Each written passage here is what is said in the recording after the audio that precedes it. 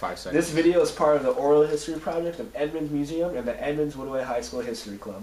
The museum will keep a copy of this recording for the purpose of historical research. And we thank the participants who are ready here today. Okay? I'd like to start off by asking, what is your name and where were you given at birth?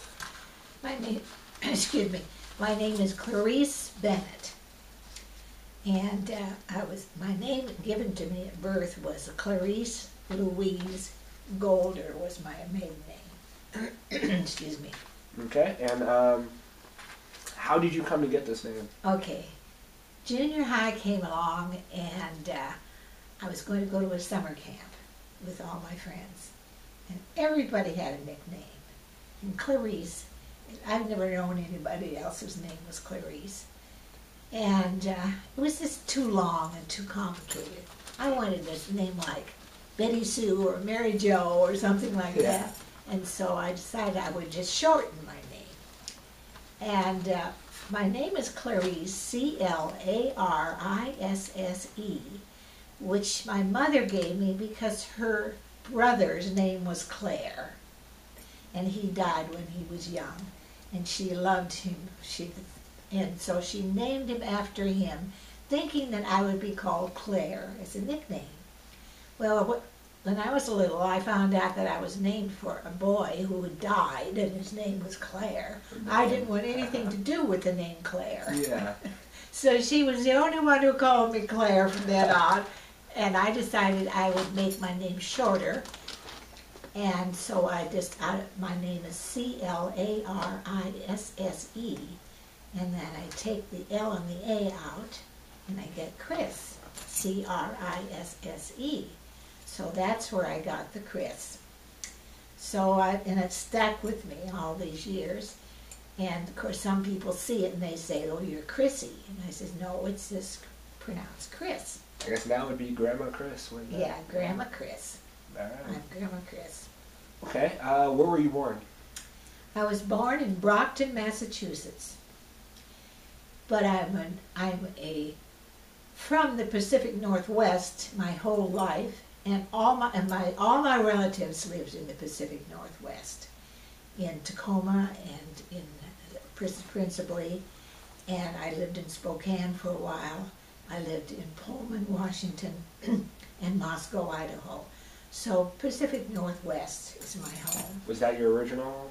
So when I was little, my dad was in Boston because he and my grandma were there because he was going to a theological seminary, Boston University. And when he finished, they wanted to come home, which means the Pacific Northwest. So they put me in a car and traveled across the United States. Took them 4 tires because they'd only last so long and then they would just disintegrate. Oh, wow. And they'd have to get some new tires. And I was the baby that came with them. And they dried my diapers by at bus stops, or they would wash out my diapers in the gas station bathroom. And then they would put them in the window. They'd roll the window up and let them, so when they drive along, they would flutter in the breeze, and that's how they dried out my diapers.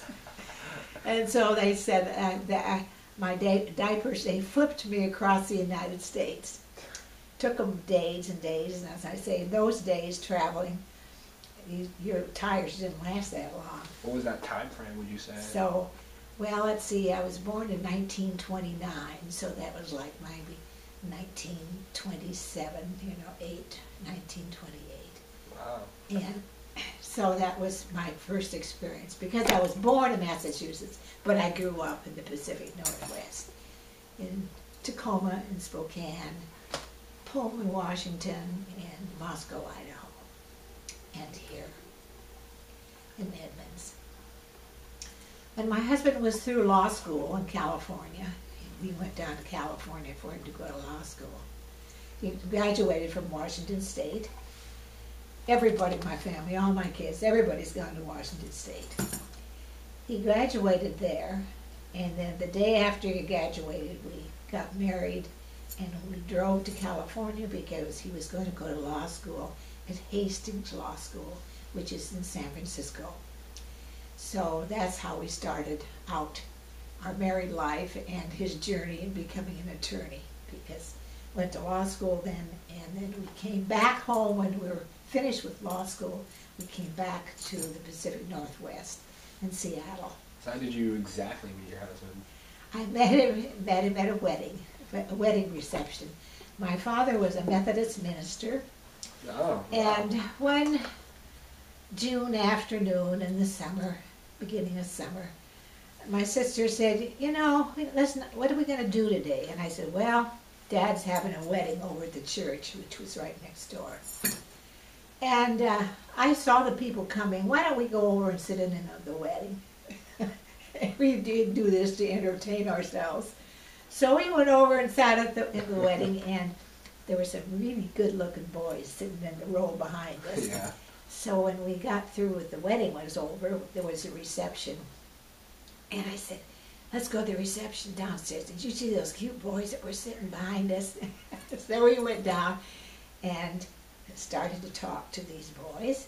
And they said, do you happen to know where the new groom, do you know where his family or her family lived here in Moscow, Idaho, where it lived at the time? Because we want to find the car to decorate it up, you know, if we're just married, and put stuff on tin cans to drag and everything. And I said, oh, yeah, I knew where they lived. So would you take us up there? I think their car's parked up there. We want to decorate it. So I went up there, and these two boys, just two college boys, they were going to WSU, were the ones that were doing this. And that's how it happened that one of the boys was the guy I started dating that summer, and he was in Pullman, and I lived in Moscow, Idaho, where the wedding was. It's only 11 miles apart. So, as he said, he started going with me because I was the only girl around. With school, WSU, school was out for the summer. Everybody had left and going home for the summer. And he was staying around. He was doing some carpentry work for a job there on the campus. And he remembered having met this girl over in Moscow. So he came over one Saturday, and I was working in a department store there. And I saw him, and he said, remember me? I said, yeah. What are you doing? Do they let you come out for have coffee or something? And I said, yeah.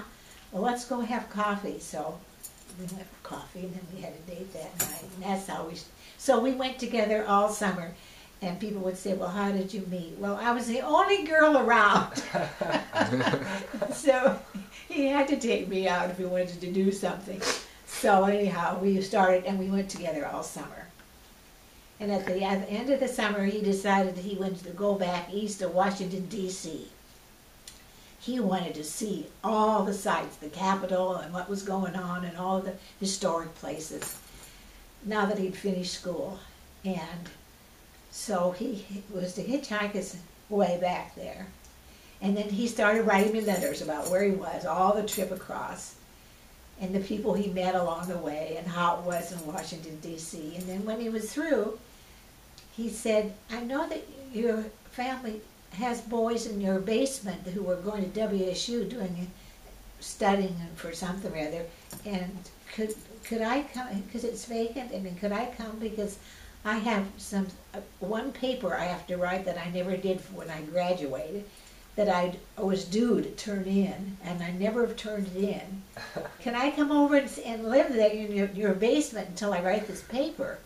Well, I thought that would be cool. So my parents said, sure. They liked him very much. So he came over, and he lived in our basement for 2 months. It was supposed to be a couple weeks. He ended up being there for 2 months. And we started going out all the time. And then my mother said, well, you've got to eat somewhere. And so she cooked dinner. And so he really moved right in off the bat.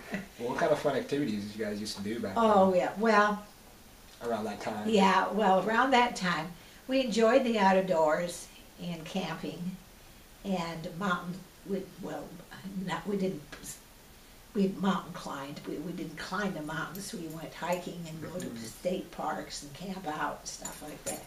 my family we were always outdoor people. Perks of living in Washington. So living in Washington, of course, we knew every of the national parks, so we knew Mount Rainier, and then we'd go up north to Canada and the mountains over. There's mountains every place to climb. So for every week we were someplace, the whole family. We just camped out and cooked over an open fire. In those days, we didn't have all the exotic things they take when they go camping. Yeah. We just camped over with a grill over an open fire. Anyway, we enjoyed the outdoors, and we've been to all the state parks and places like that. So he was always with us all that whole summer, and we went everywhere and down into Oregon too. So you must have traveled a lot. Yeah, we'd travel. We'd pack up. My dad would, after we were married, and we camped with all the time, my dad would call us from the office and say that the weather looked good. Pack up, we're leaving when I get through the office. And so he would take off, and we knew exactly everybody knew what they were supposed to take, and we'd just leave. Yeah. And that's what we did all the time. And after we were married and had all the kids, we took them up there when they were babies. They didn't like a tent, so we put them in the front seat of the car and strapped them up there, and they pretended like they were driving, and they were happy as a client would go to sleep. So we've always been outdoor campers and hikers. So we know the Pacific Northwest well and love it. There's no place like it. Have you visited any places outside this country? When I was a professional artist for 40 years. Oh, that was your career. Watercolor, yes. And on the first time I had a tent at the Edmonds Arts Festival and sold all my work. Some of my work is around here. Wow. I sold so Mind much. If we, go get ahead. That on camera? That's fine. Would you say that? Yes, I did Okay. that. I don't have too many pictures around, but I sold them. So I don't have much left. This one over here in the corner is me. Someone took a picture of me, and then from the picture I made that picture of me in the Pike Place Market looking at flowers. Anyway, I painted and sold my work, and the first year, and I sold so much at the art festival, I had all this money, and I thought, what am I going to do? I thought, I'm going to Europe. So I took the money that I made from that one weekend arts festival. I think I made over $500. That selling stuff. Wow. And so I got some friends who would go with me, and we went to Europe, England, and then to France. Took the train down to Italy, and went down the whole length of Italy and back up. But I wanted to go to Italy because all the art that I had studied and everything, a lot of the artists had come from that area and written books and did things, so I wanted to see what it was like. So we were gone for, I think, 8 days and had a wonderful time on the money that I made from my first big showing, and it was great. So I've painted forever, it seemed like. And that's what I did. That was my career. How'd you get to that point in your life? Well, I was an art major in college, but I was always an artist from the time I was old enough to hold a pencil. I was drawing all the time. And then in school, I was always, no matter where I went, I was always the school artist. When anybody had to have signs, or they had to have this, or the backdrop for a play, they wanted me to paint it. All that sort of thing. So I was always doing artwork. So I went to college and became an art major and graduated as an art major. But I just started, painting. Someone would say, well, sketch a portrait of my daughter or something, and I'd do that. And then one thing led to another, and then at one art festival, and I made so much money, I thought, that's what I'm going to do the rest of my life. So I did. I painted, and I belonged to a gallery, and down in Edmonds. It was for artists, and you could belong. It was a gallery that was run by the artists themselves, and so I took turns working in the gallery, selling stuff. And I did that, and I was in the arts festival for years. I made the poster for 1 year is on the wall as you come in. There's a poster for the art festival, and I did that 1 year. and then other things over the years. This picture over my head was when right here, that is in Paris, the Arc de Triomphe in Paris, when I went down the avenue and you go under this arch, Yeah. and that's when that trip, my first trip with the money I made, when I went to Europe, was one of the first places I went. One day I sat there on this bench, Charles de Gaulle Place it's called, and I made a sketch sitting there one morning, and when I got home from that sketch I made that little painting. So that was my first trip to Europe and the continent, and going to all the places that I wanted to see. And I took all kinds of pictures, and then when I got home from the pictures, I made a lot of paintings and sold a lot of them. I gotta say, it looks just like the movies. Yeah. It was a marvelous time. It was really fun that I earned the money so that I could go to Europe and all the places that I'd studied about all those years, because I was an art major. And I went on a scholarship back to Oberlin, Ohio. You know where Oberlin is? It's a very good school. It's like those schools like Harvard and Princeton, except this was a smaller school. Okay. It's the first school in the United States to allow women, and the first school in the United States to have blacks. So it's quite an outstanding, it has quite a reputation. So I got a scholarship and I went there, and for my years of studying art, and you know, I studied in the school and graduated, but I was an art major, but I studied everything else too, you know, that you do when you go to college, and loved it. So anyway, it put me on my track. After I got married, I just kept painting, and so that was my job all those years. And the kids would come home from school, and they'd come down. They'd know that they could see me standing there hunched over my watercolor. I did just watercolor over painting, and then they'd come back, Mom, can I go to the movies tonight? Okay, whatever. They could, because my mind was someplace else, and they knew that. Mom, I think I'm going to get married tomorrow. Is it okay? Sure, go ahead. And they would do all kinds of things. They knew that it wasn't registering mentally. I was in another world. I was painting. Yeah. But anyway, for all those years, I painted. Well, I started when the kids were babies, and painting time was nap time for the babies. When they were asleep, 2.5 hours. So that's why I did watercolor, because I could put it away, like you know, and everything. I wouldn't have messy oils or charcoal or whatever. I had a watercolor paper. You can just roll it up and put it away, or throw it away, or paint the back side of it. But that's why I did watercolor. It was easy, so I never spent more than 2.5 hours ever on a painting. That was it. If it worked, okay. If it didn't, turn it over or throw it away.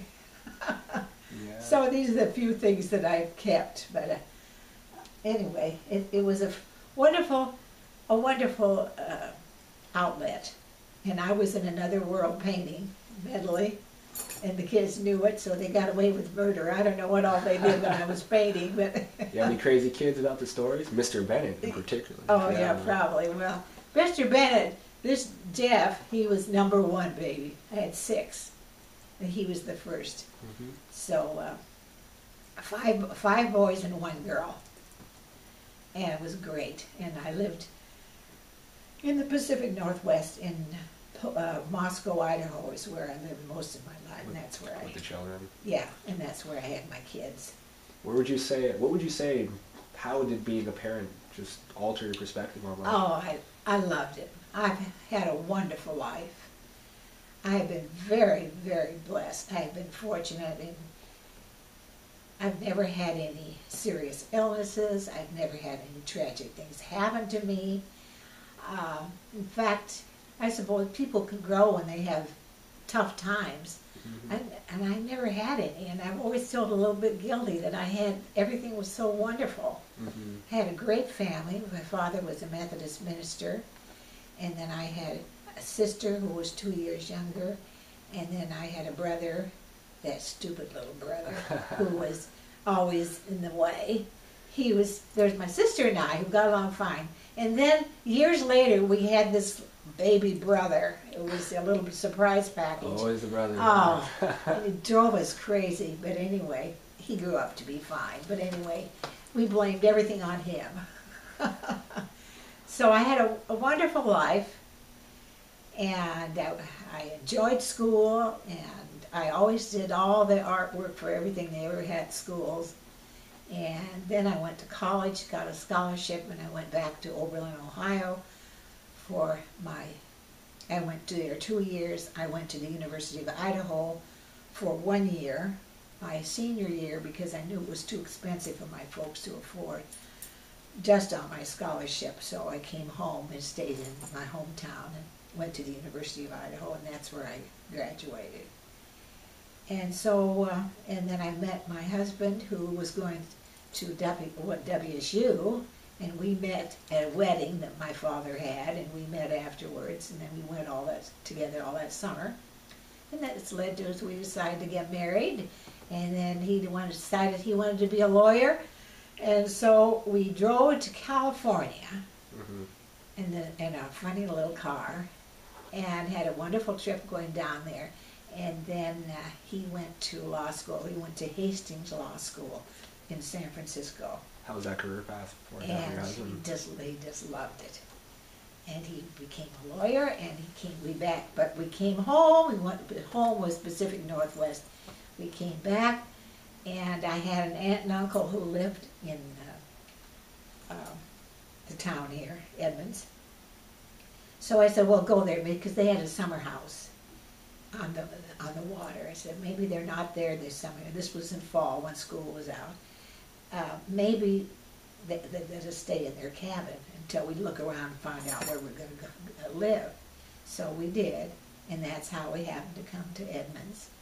And we loved Edmonds and the water and everything, and so he went to law school before, you see, and then he went down the street in Edmonds, and he saw this office, Holte Hall, and he went in and said, I just finished law school and I haven't taken the bar yet, but could I work for you, running errands or just doing stuff for you while I take the bar?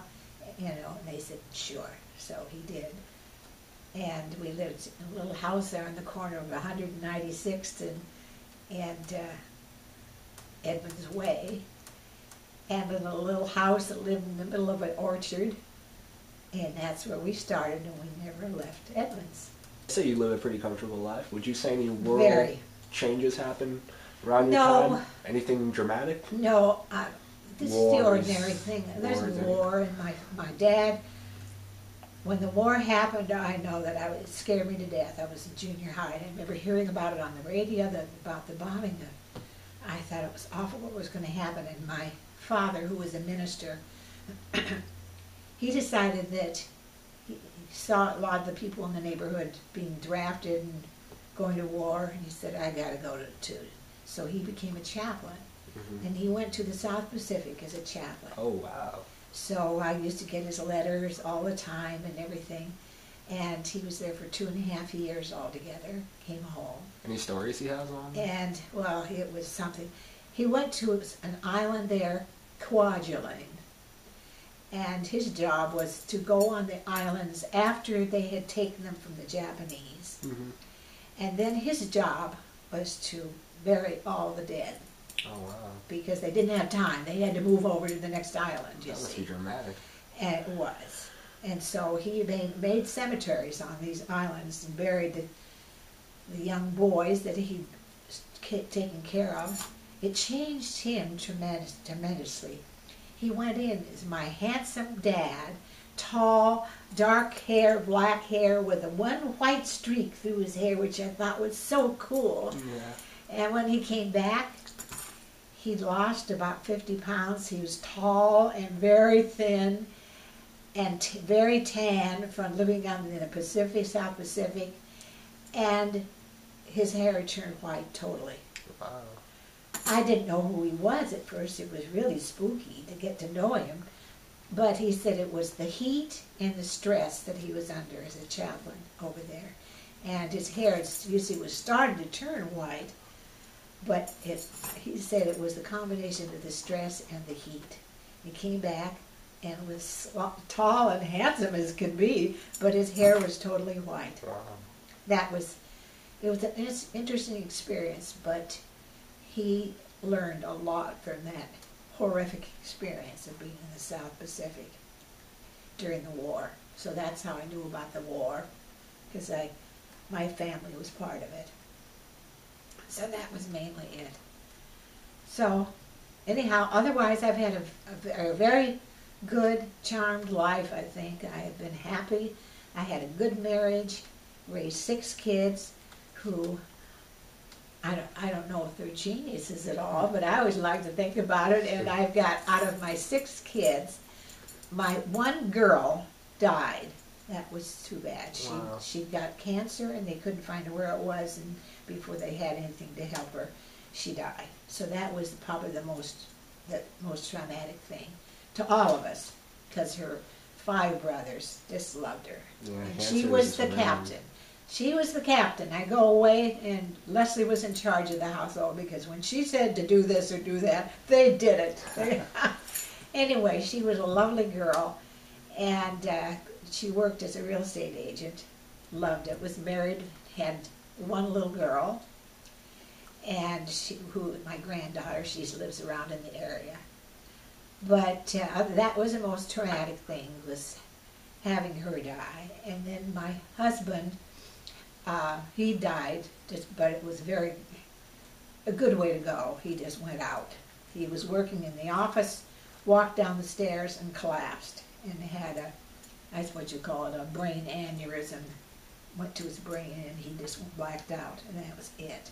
The best way to go, believe me. Hadn't been ill or anything. If you're going to go, what a great way to go. Yeah. And he would have been a miserable patient. I mean, he was a guy that, he didn't want anybody giving him orders what to do. I mean, he would have driven a nurse crazy or a doctor crazy. So this was a way for him to go, and thank God. We thank God for letting him go that way. We miss him terribly, and he was a great influence on his kids. Of course, he was an attorney, so he's got 2 attorneys and 2 teachers. Jeff's one, and then the youngest is a teacher in South America. He's in Columbia, South America. He's the principal of the school, at the American school there.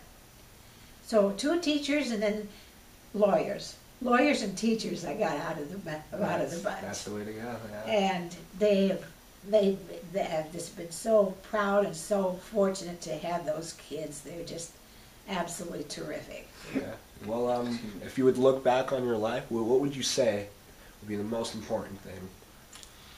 Well, I've felt blessed to have had such a wonderful life. I couldn't have asked for a better life. I've had a great childhood with my parents. I had a fortune. I lived in this country and was able to do anything that I wanted, and that I had this talent which allowed me to do things I never would have thought of being able to do.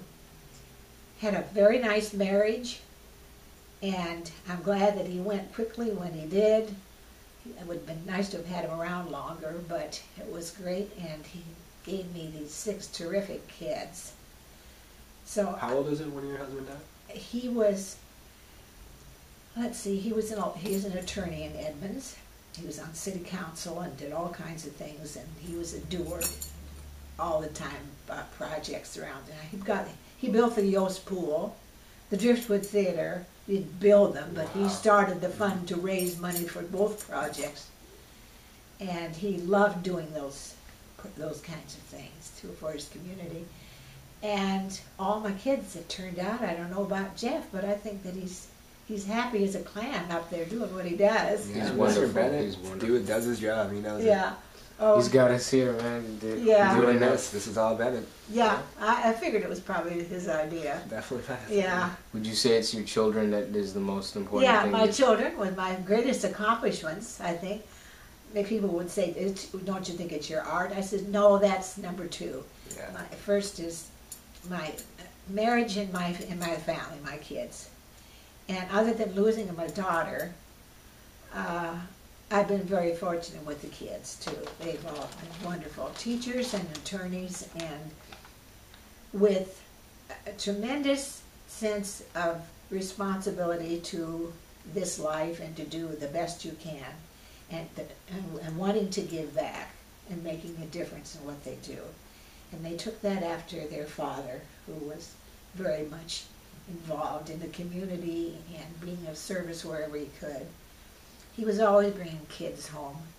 In the law practice, he'd find out some parents were splitting, they didn't want the kid and everything, so he'd bring him home. Okay, so we're about to sum this up. I'm going to ask you a personal question. Sure.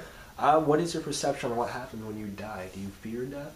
Did I fear death? What do you think happens really when I don't have any fear of it. I think about it, of course, living in a place like this. Yeah. You know. And I remember when I've lived here since January. I fell and found out I have an irregular heartbeat. Didn't hurt myself, but it meant that it could happen again. So I had a pacemaker put in, and so they shipped me here.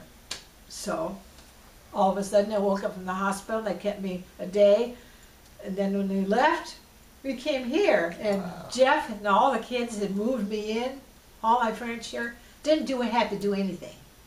I tell you, my greatest accomplishment is my family. I've been so proud of all of them. They have all been very giving in whatever they did. They wanted to do a good job, and they felt a responsibility.